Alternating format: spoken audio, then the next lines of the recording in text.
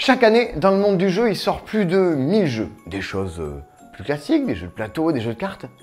Mais là-dedans, il y a des trucs très étonnants. Des ovnis, des choses très inventives, très créatives. Et dans cette vidéo, c'est ces jeux-là qu'on veut défendre. Les choses qui vont sans doute vous amuser, vous émerveiller. Il y aura plein de choses là-dedans, vous vous direz « Oh, mais j'ai trop envie de jouer à ça, ça a l'air fou !» Ben, c'est l'occasion, c'est Noël. Vous pouvez l'offrir à des gens ou demander à ce qu'on vous l'offre. Vous pouvez repartager cette vidéo, nous commander des jeux sur internet ou venir nous voir à la boutique. On vous explique tout ça, on vous montre ces jeux-là. Une dizaine de jeux, des choses assez surprenantes. En avant.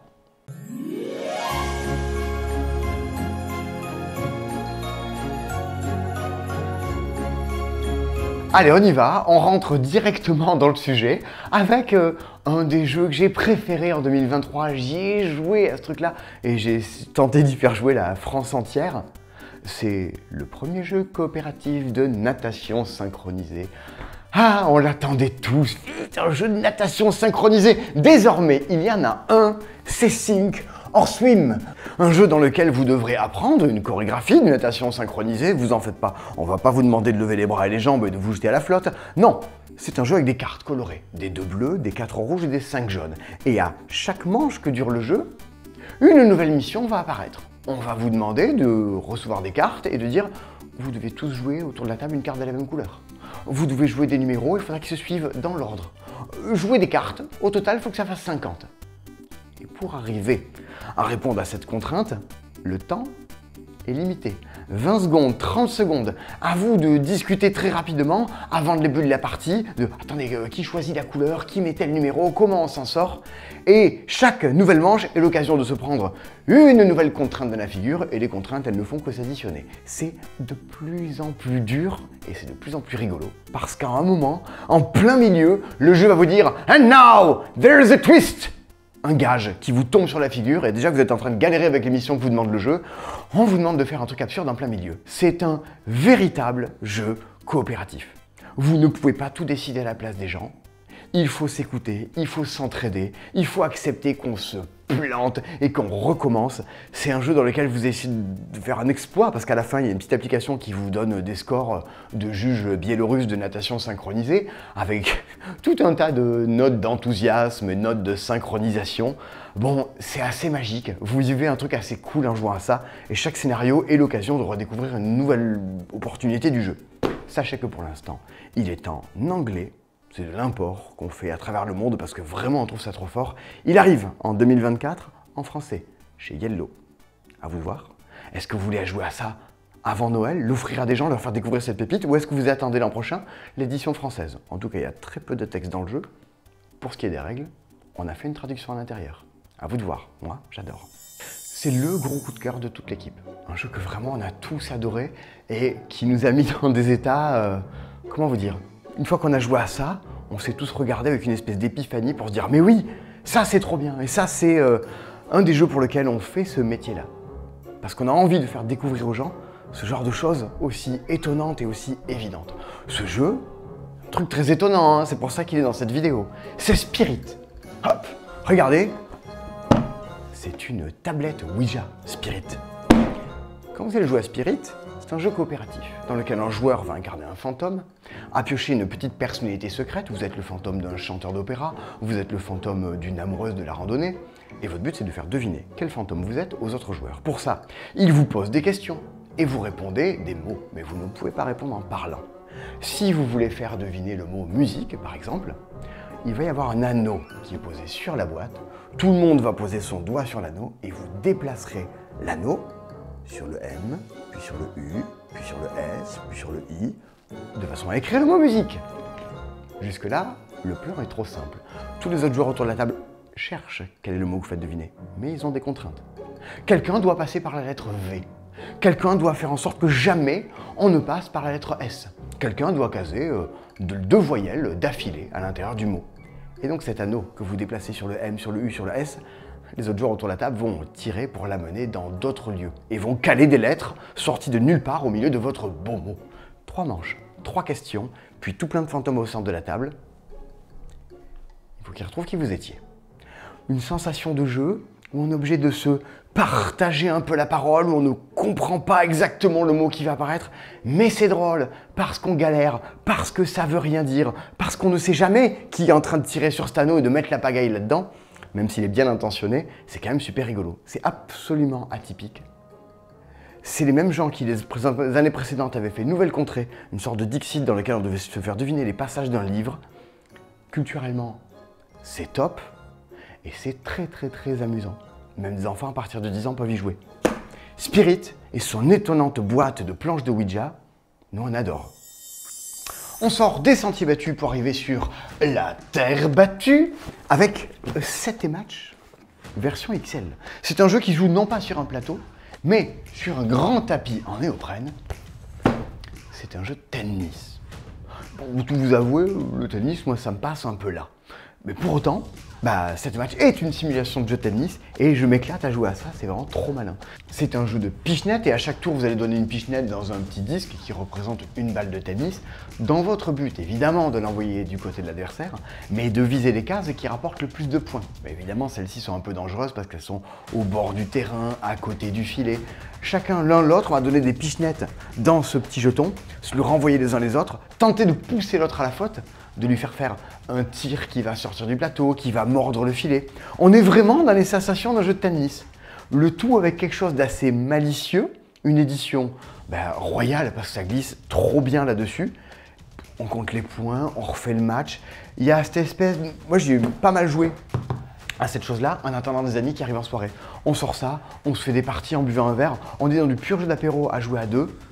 Si vous avez des gens un peu sportifs autour de vous qui aiment bien un peu la compétition, la taquinerie et puis surtout les jeux de pichenette, ça c'est plutôt fait pour eux. C'est peut-être le jeu qui m'a fait le plus rire cette année. J'en ai fait plein de parties dans des bars avec des gens, tellement ça me faisait marrer de jouer à ça. C'est bête, mais c'est drôle. On a fait des vidéos sur la chaîne dans lesquelles on joue à ça, justement pour vous montrer l'ambiance qu'il peut y avoir dans ce jeu. C'est... Branle-bas le wombat.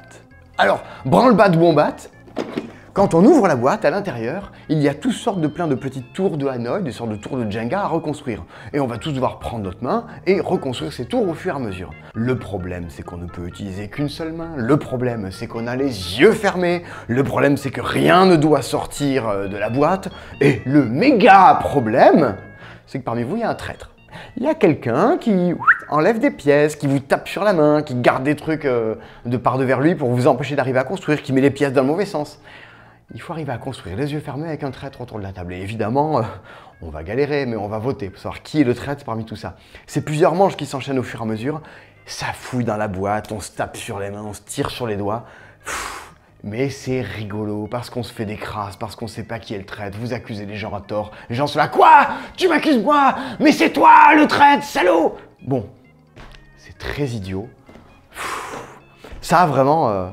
Même des enfants, hein. C'est à partir de 7 ans, c'est les gens qui font Exploding Kitten qui font ça. Moi, je trouve ça redoutablement drôle. On continue notre tour du monde ludique avec un jeu japonais, un jeu d'Isashi Hayashi, qui est localisé en France par les Belges de chez Ropoprod. C'est les gens qui font Time's Up et Seven Wonders, donc c'est des gens qui savent ce qu'ils font. Et ce petit jeu-là, c'est The Number. On se retrouve face à un jeu aussi moche qu'une boîte de skijo et aussi inexplicable qu'un 6 qui prend. Vous savez, tous ces petits jeux où on se dit « Attends, c'est génial, je vais t'expliquer la règle » et une fois qu'on a expliqué la règle, on ne sait toujours pas à quel point c'est génial. Parce qu'il faut le vivre, The Number. C'est un jeu dans lequel vous avez chacun une petite ardoise et vous écrivez des numéros à 3 chiffres. 992, 624, 301. Et une fois que chacun a écrit son petit numéro, vous voulez montrer les uns les autres, un peu comme à Just One du même éditeur. Si dans le numéro que vous avez écrit, quelqu'un autour de la table possède le même chiffre que vous êtes plusieurs à avoir mis des 2, eh bien tous ceux qui ont des gros numéros se font éliminer. Voilà donc le dilemme de The Number. Vous marquez des points si vous survivez avec de gros numéros. Par contre, les autres joueurs vont peut-être écrire des petits numéros en essayant de mettre les mêmes chiffres que vous dedans pour vous éliminer. C'est donc un jeu assez taquin, qui se joue en 5 tours. C'est très minimaliste. Vous ferez 2 parties, parce que la deuxième partie sera l'occasion de se venger sur les gens qui ont tenté de vous éliminer les fois d'avant. C'est subtil, comme tous les jeux japonais, ça tient avec 3 lignes de règles, c'est hyper minimaliste, tout comme dans The Mind. Il y a cette espèce de projection mentale de « s'il met un gros numéro et qu'il met un 9 et moi je mets un 2 mais lui il va mettre un 8, comment je vais m'en sortir? Vous avez l'impression d'être le mastermind du monde quand vous jouez à ça. Le tout avec des petits chiffres et des numéros et un petit apéro parce que ça, il n'y a rien à installer, vous avez vos plaquettes, vous jouez dans votre canapé. J'ai beaucoup joué à ça cette année. C'est un jeu clivant. Il y a des gens qui adhèrent, il y a des gens qui n'adhèrent pas. Personnellement, j'adhère. Et si vous voulez un truc étonnant, rafraîchissant, un petit jeu d'apéro qui sort un peu des sentiers battus, The Number, c'est très cool.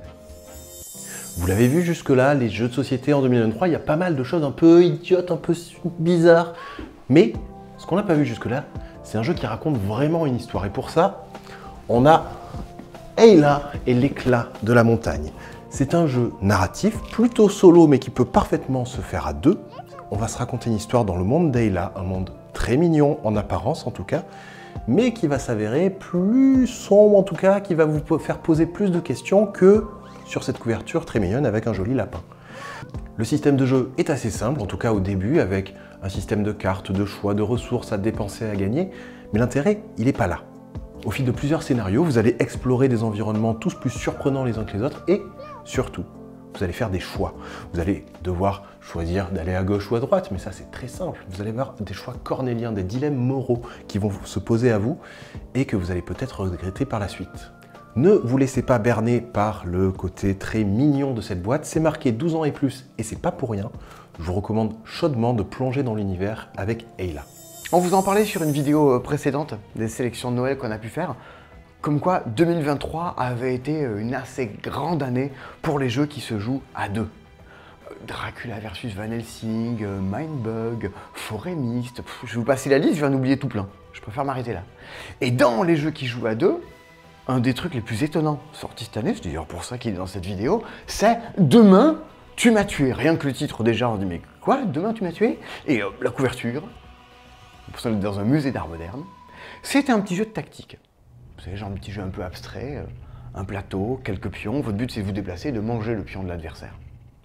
Ce pion représente un scientifique du futur qui a inventé une machine à voyager dans le temps.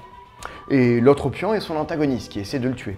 À moins que ce soit peut-être l'inverse. On ne sait pas trop exactement. En tout cas, vous allez commencer quelques parties. Et à chaque partie, un peu comme dans un jeu évolutif, vous rajoutez et vous découvrez des nouveaux éléments de l'histoire, des nouveaux éléments de la règle. Demain tu m'as tué est rempli de petites boîtes un peu mystérieuses dans lesquelles tout plein de pions et d'autres surprises se cachent à l'intérieur.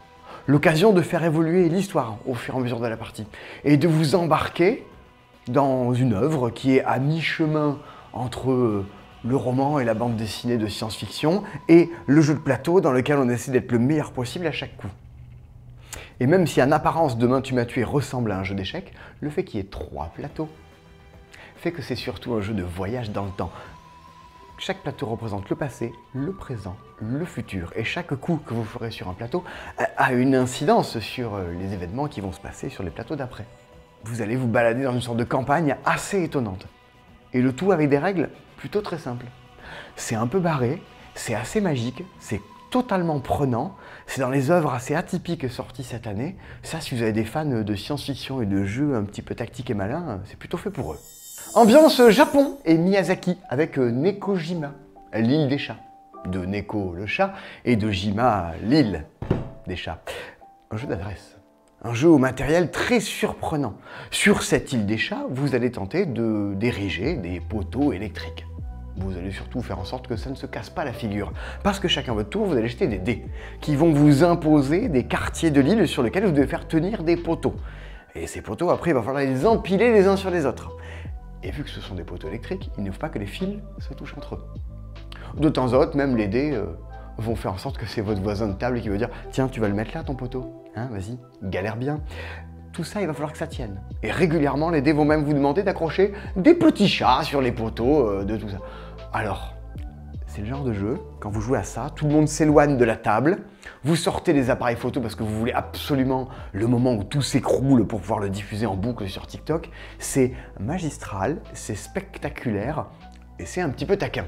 Du moins si vous y jouez en compétitif. Vous pouvez jouer en coopératif, dans lequel il faut survivre le plus longtemps possible avec toute l'équipe et faire en sorte de faire tenir tous ces poteaux sans que jamais ça ne s'écroule. Et ben, c'est la galère. Le matériel est trop beau, C'est vraiment pas très cher, c'est un jeu qui était jouable dans tous les festivals de France durant tout 2023, il est sorti juste là en cette fin d'année, et vraiment c'est un grand succès populaire. On s'associe à ça, la proposition est très atypique, mais franchement ça marche trop bien. Voilà, donc ça c'est mon métier, hein. On rappelle que c'est comme ça que je gagne ma vie, en présentant des jeux, avec l'air idiot. Ah, ça fait super mal. Voici Tossite, un jeu débile, un jeu avec des ventouses. C'est la pétanque des ventouses. Vous inventerez tout un tas de jeux de mots idiots pour l'appeler comme vous voulez. Ça s'appelle Tossite. Au centre de la table, vous avez un cochonnet. Bon, normalement, il faut être plus loin, hein, et vous allez lancer vos ventouses. De façon, je vise atrocement mal à viser ce cochonnet. C'est débile, vous allez y jouer chez vous, le jeter sur des murs, vous le coller sur le visage des uns des autres. Bon, c'est très idiot, hélas, c'est très rigolo. Donc ça, à tous les gens qui sont pas forcément hyper joueurs autour de vous, mais qui aiment bien les jeux d'extérieur, les molki, la pétanque, ce genre de bêtises là, bah évidemment, ça marche trop bien, c'est trop con. Donc forcément, c'est que c'est bien. Voilà, on arrive sur du gros jeu, c'est peut-être le jeu le plus complexe de toutes ces sélections de Noël. Par contre, c'est absolument fascinant. Je ne sais pas si vous aurez des gens dans votre entourage à qui l'offrir, mais écoutez bien, c'est quelque chose. Le jeu dont je vais vous parler est un grand jeu de plateau, de stratégie, de gestion.